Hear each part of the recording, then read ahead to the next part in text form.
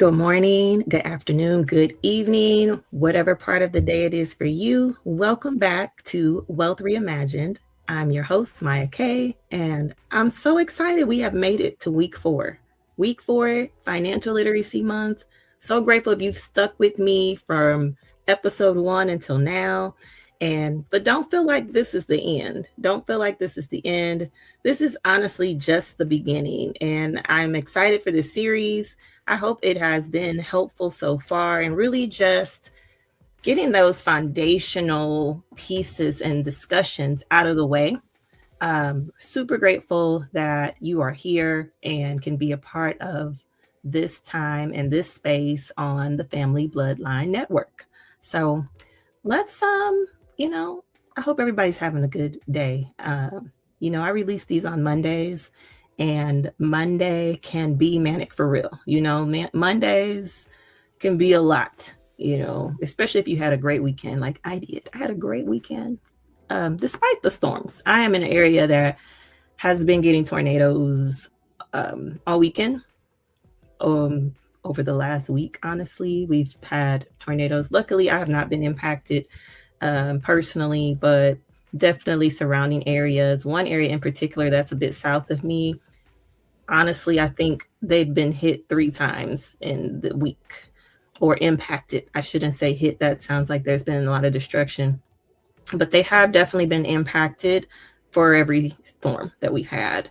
But despite the storms, had a great weekend. My oldest daughter had her senior prom on Saturday, and then the girl had the nerve to turn 18 on me Sunday. And so I have my first paper adult child because that girl does not know what she's about to walk into when it comes to being an adult. So I like to call her a paper adult. I don't call her that to her face. And I love you if you are watching. You are about to embark on something that is going to involve a lot of lessons and evolving, new vocabulary, new experiences, uncharted territory, so much. But I hope that between me and your dad, that the lessons will all make sense. The no's will make sense. Just all the things that have felt unfair will make sense. I hope it'll all just come full circle. So had a great weekend celebrating her. So anyway, let's just get into it. Again, I want to be respectful of people's time. I am hoping that you are able to tune in when you are commuting in the morning or getting ready, or maybe it's on your commute home, and just able to, get some little nuggets here and there on personal finance. So again, this is the 4-part series for Financial Literacy Month. And again, Financial Literacy Month is every April, annually, every year. It's just an awareness campaign, really, to really just have a time to discuss finances and management and budgeting and saving and investing and getting rid of debt, all of these things, protecting your money. That's really the purpose, is to help bring awareness to these things, because they're very important and they have a major impact on everyday life, despite what people think. So that is what Financial Literacy Month is all about. And I'm glad that I can be here with you to go through that, as well as, personal finance. What is personal finance? Personal finance is you managing money in your household. How are you doing with that? Are you doing it? Or are you just flying by the seat of your pants? Do you actually have a budget that you implement so you know how and when and where your money is going to go? It's about that: budgeting, saving, investing, protecting. Those things, all very important, and again, can have some major impacts on our lives day to day. So, okay, so over the past few episodes, it's really important to me to really lay a foundation Not rushing right into the things that maybe you wanted to hear, which honestly are things that you're hearing everywhere. Do a budget, save, bring in more money, right? We all know that. Those are things everybody knows. And I think so. I started really getting an interest in teaching about personal finance from a different perspective. Now it's probably been over 10 years ago, honestly. And back then I was in the process of helping people understand credit because of my background in underwriting. And what really sparked it was people not understanding why they were denied for credit. They're like, hey, I looked on such and such website and it told me I have a 793 credit score. Why am I being declined? I shouldn't, Well, I would tell people then, well, your credit score is only one factor. Just because you have a 700 credit score doesn't mean you're getting approved. Just because you have an 800 credit score don't mean you're getting approved. And I know that's blowing some people's minds because the credit score is only one factor in a loan approval. It's not the only factor. There have been people with 800 credit scores getting declined for loans because they can't afford the loan. How is that possible? It is. It's possible because honestly, no matter how much money people are making out here, a high percentage of them are living paycheck to paycheck. You wouldn't believe some of the incomes people have. And let me tell you, because they make the money, they want to live a certain way. And live in a certain way without having other foundational things in place, it doesn't matter how much money you make. You can mess it up. You're blowing it all. You're strapped. How is it you're making $15,000 a month and you're struggling right now? Make that make sense to people who are not making that type of money. I'm looking at that like, if I was making $15,000 a month, there ain't no way. There ain't no way I would be struggling. Man, that would make things a lot easier. But that's because I would like to believe, and I honestly do, because of what I know now, I would live below my means. I would want a lot of that money to be going into something building wealth for me so I can leave a legacy. So all of that will make sense, I'm sure, down the road. But I say all that to say these foundational pieces are critical to your success. And I got into it because been in banking since 2004. Nope, that's wrong. 2002. Been in banking. And as somebody that knows all the things about bank accounts or know all the ways you can do things and how you should do things and building a budget and having access at my fingertips to investment tools, I knew all of that. But do you think I did any of it? No, I didn't. And that was the conviction for me. Man, I know exactly what to do. So how come I'm not doing any of it? That became the question. And that's when I started digging deeper into the mindset component of our finances. I can know all day what to do, just like you do. You can't tell me that you've never heard that, you know what, you should balance your checkbook. Ooh, what's a checkbook? You can't say that you've never heard anybody say you should reconcile your accounts every month or every time you get paid. You can't say you've never heard of a budget, even if you don't have one. You can't say you've never heard of an emergency fund, even if you don't have one. Or that you should have 3 to 6 months saved. All these things. You could Google it right now. You don't need to hear it from me. You can Google it right now and you know what you're supposed to do, but it's not getting done. And that was me. And I was embarrassed because of my profession. I'm like, well, this doesn't make any sense. And how is this possible? And it's so possible. There's so many reasons why we have the relationship with money that we have, or the lack thereof relationship with money that we have. So that is what really got me interested in wanting to, not just for myself, figure it out. And as I was figuring out, I'm like, I guess I had an aha moment.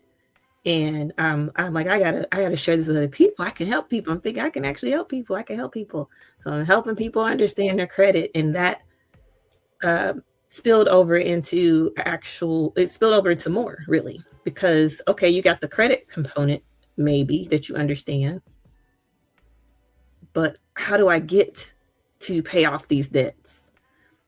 Why can't I get out of the cycle? Why don't I have any money in the bank? Different things like that. So not rushing, not skipping steps. That's how you really build something. So to recap the journey we've taken for Financial Literacy Month, episode 1, I talked about getting organized. And some of y'all got 3 more days to do it. 3 more days to get organized. Why? Because clarity can't exist in chaos. You cannot be clear if you have no idea where your things are, what your password is, what your logon user name is. You can't get clear. And that's step number 1. Where are all my documents? Where are all my documents? Episode 2, we talked about taking inventory. Taking inventory was taking all the things that you gathered and, in your effort to get organized, or this is the next step for you if you committed to an April 30th deadline to get organized. And that was just being honest about what's coming in, what's going out, and where you really stand. Do I have assets? How much cash do I have? How much are in my 401k? How are my investments doing? How's my side hustle going? How's my business? How much am I bringing in? Am I in the red or am I in the black? Just taking inventory again so that you are clear. You want to be clear. Because then once you're clear, you know what you need to do next. Episode 3, we talked about different types of budgets. And really, the takeaway about budgeting for me is understanding that its purpose is not to be restrictive, but it's a tool that, again, I share different types because I want you to discern a realistic approach that's going to fit your life, that's going to fit your comfort. Because one thing that you will have to have in personal finance is a budget. You have to know how to manage your household income. No questions asked. It's not negotiable. Because, hate to break it to you, if you can't manage your household income, you can't manage a business. You can't manage a business. You want to start a business? What's your personal finance and your household income looking like? It's the same thing, different line items. different names on the line items. It's the same thing. So the budget is not negotiable. It's not. When you put all that together, what you're really creating is an awareness and clarity that is now going to fuel your goals, your financial goals. Awareness is where financial change actually begins. And once you were doing inventory, I hope that you were starting to see a little bit there. I only have $12 in my account right now. Or maybe you're on the other end. I have too much cash in my account right now.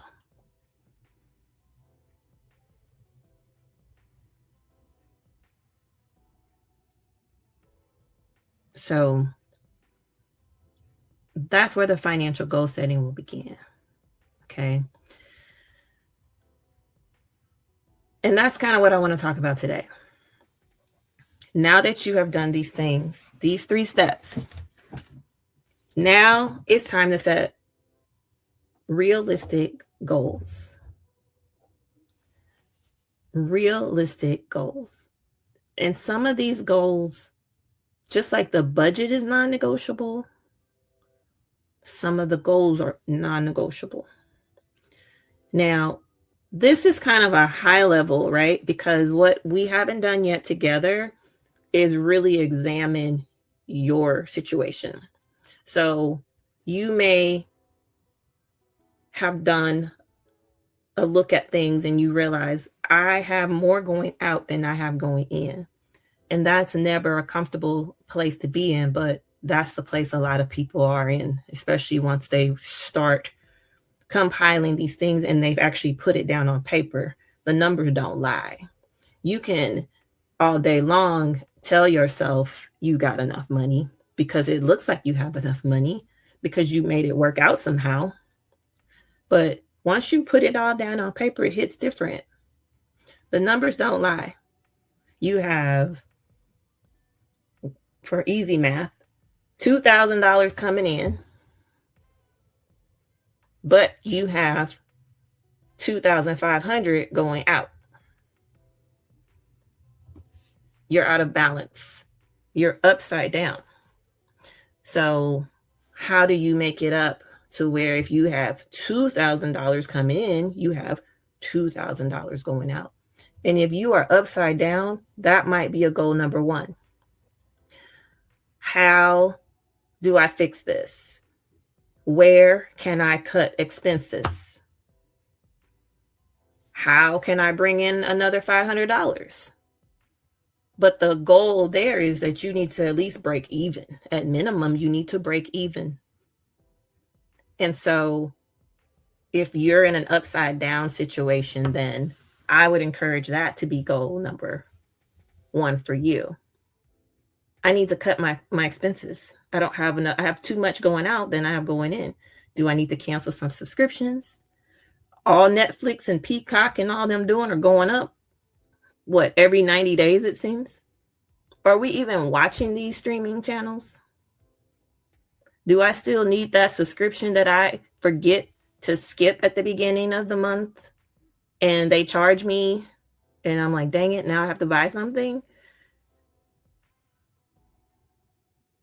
Would it save to buy in bulk? Can you cut your expenses on your grocery? Can you buddy with somebody and you all split the membership and share it? Maybe 2 family households do that and share it. And even, some things you get in bulk, it's like, I don't need this much of it. Then split it with someone. You take one of them, the other person take one. I mean, at some point, it's a matter of getting creative. Now, I'm not going to act like if this is where you are even feeling good right now. I'm aware. I've been there.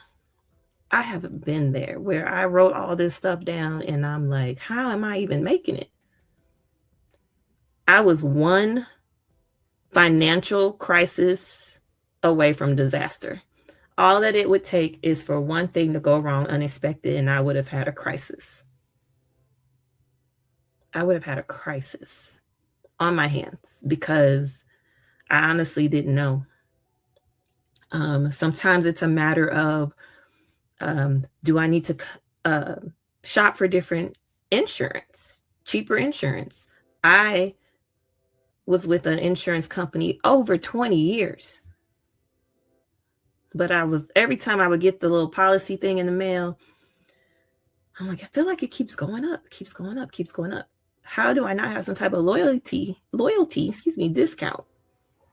I've been with y'all since I was in my 20s. Can y'all do something about this premium? Nope. Cool. I will go shop around. And I did, and I saved. And honestly, something like car insurance is something you might want to just take a peek at every year or two to see if you're paying too much. Can you cut there? But long story short on that, because again, I want to keep this at a reasonable time. Where do you need to start? What goal do you need to set? If that's not the boat you're in, maybe, oh, bless your heart, if you do, you got excess money. What am I going to do with this? Should I go buy another handbag? Should I go buy some more J's? What am I going to do with this extra money? I'm not saying you can't do those things for yourself. But what I would ask is, do you already have your emergency fund funded 100%? Are you close? Do you have an emergency fund? Maybe it's time to start one. And you can start with that excess money that you found. Do you even have enough? Because you got organized, right? And you already did your inventory. So you should know how much your deductible is if you have a car accident. Do you have a $500 deductible? Do you have a $1,000 deductible? Whatever your deductible is, do you have it? Do you even have enough to cover a deductible if something happens to your car? We've had storms go through here. The sun's finally out, thank goodness. Hail damage to your roof, hail damage to your car. Do you have money? Liquid, cash money, not a credit card. I didn't ask, do you have a credit limit on your card to cover it? Do you have the cash? That could be a goal. That could be somewhere to start. I hope you're catching what I'm putting down. I hope you're picking up what I'm putting down, as they say. But based off of everything that you have learned, everything that you see about your situation, I want you to now set some realistic goals. And when it comes to goal setting, you can use the SMART method. SMART, specific, measurable, attainable, relevant, time-bound. Specific. We'll use an example of, I don't have an emergency fund. Specific. I'm going to start can't just say an emergency fund. I'm going to start a starter $1,000 emergency fund. Why? Sometimes you got to prove to yourself you can do something. For some people, $1,000 is a lot. Show up for yourself. Show up for the goal you set for yourself. Stay focused on the goal you set for yourself, but it has to be specific. We're not done.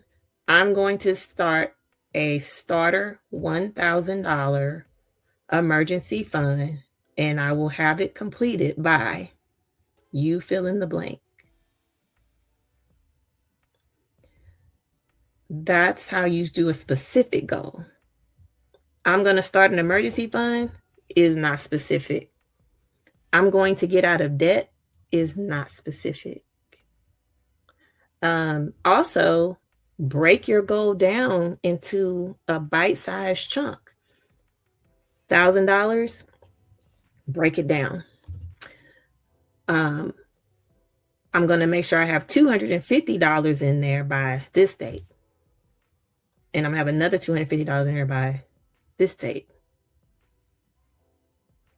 And so on and so forth, right? Break it down. Sometimes I think the goals that we set are so vast, they seem unattainable, but they really are. You just got to break it down. Bite-sized chunks, as they say. If you need to get some debt paid off, you might have wrote down some things with some credit cards. You may have a smaller credit card that maybe you owe $300 on. Knock that $300 out, right? But again, the idea here is really just to set some goals based off of, let me not say goals. The idea here is to set a goal based off of the steps that you've done this month that I hope brought some awareness, as the goal of Financial Literacy Month is set out to do, that it has brought some awareness around where you are today. And this is just the beginning. This is just the beginning.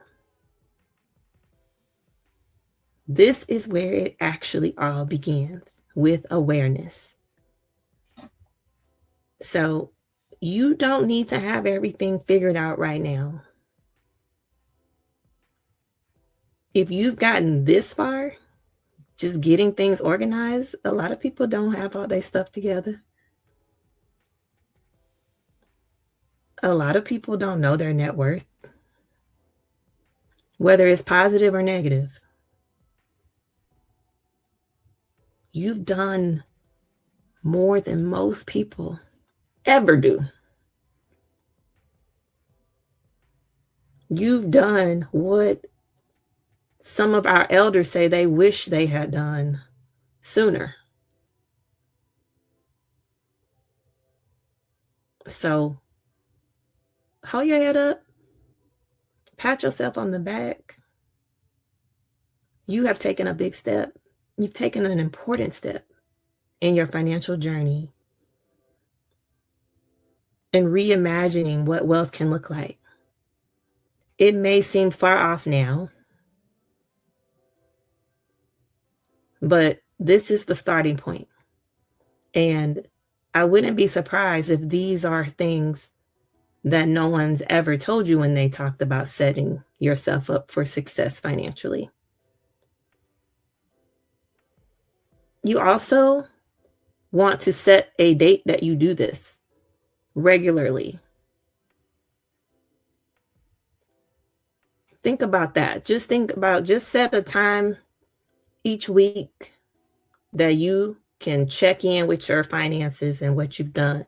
Because, I would be lying to you if I said once you do the budget, it's going to always work out every time. It's not. The difference is when things come up that are unexpected, at least you know what you have and what you don't have. And that can help you in your decision making going forward. So the budget is your spending plan. You have multiple line items. Something comes up unexpected. You don't have your emergency fund in place yet to handle that unexpected emergency. Depending on your goals, you're not going to put this emergency on a credit card. You may have to make some adjustments elsewhere to come up with the difference, because you only have so much money coming in. And what people end up doing is, instead of making maybe those adjustments within what they have to work with, instead they start creating debt. And most people, when they charge something on a credit card, they do not have the ability to pay it off the next month in full, because that's how you're supposed to use a credit card. Hate to break it to you again. Your credit card should be paid in full monthly. That's how you're supposed to use it. But they knew that if they gave you a minimum payment, that you would pay that minimum payment and you would be paying that balance 30 times over. They make so much money off of people who do not pay it off in full. So that budget is created so you at least know how to make the best next decision for what's happened. So this last episode was really more just a recap of the month and really wanting you to step away thinking of a goal to set based off of what clarity you have gotten April 2026, right? But again, this is just the beginning. This is not going to fix everything, right? But it is definitely a start. And we're going to dive deeper into that emergency fund I keep bringing up because it is also a non-negotiable for your success. Your financial success requires a budget and a full funded emergency fund. Non-negotiable. We will in the future also talk about credit. And I hope I can help you understand the purpose of it, how it works, why your credit score going up and down day to day or month to month. And just creating some financial stability. That financial stability will change so much. It changes so much, not just your bank account. It changes your confidence. It changes your mindset. It changes what you can do and can't do. Do you know how debilitating debt is? Have you ever thought about what you can't do because of how much money you are sending out each month to some creditor that you owe because you are in debt? And so I hope this is a stepping stone into the right direction. So, in closing, I just want you to remember, you don't need to be perfect with money. We're going to always have things come up. That's why I just said, don't be fooled that just because you have the budget, that every month it's going to work out exactly as you wrote it down. You don't have to be perfect. Things are going to come up. It's inevitable. You have to prepare for those things, not if they happen, but when. So you don't have to be perfect, but you do have to be clear. And that clarity comes from knowing your situation. That clarity helps you make a better decision. That clarity is going to be the driving factor in your success or your failure when it comes to your finances. Thank you for joining. Again, I'm Mya K, the People's Money Coach here on the Family Bloodline Network, and I hope you join me again in the future. If you have not subscribed, please do so. And also, please send me questions, topics that maybe you want to discuss. If they align with the goal of this podcast, more than happy to dive deeper into them.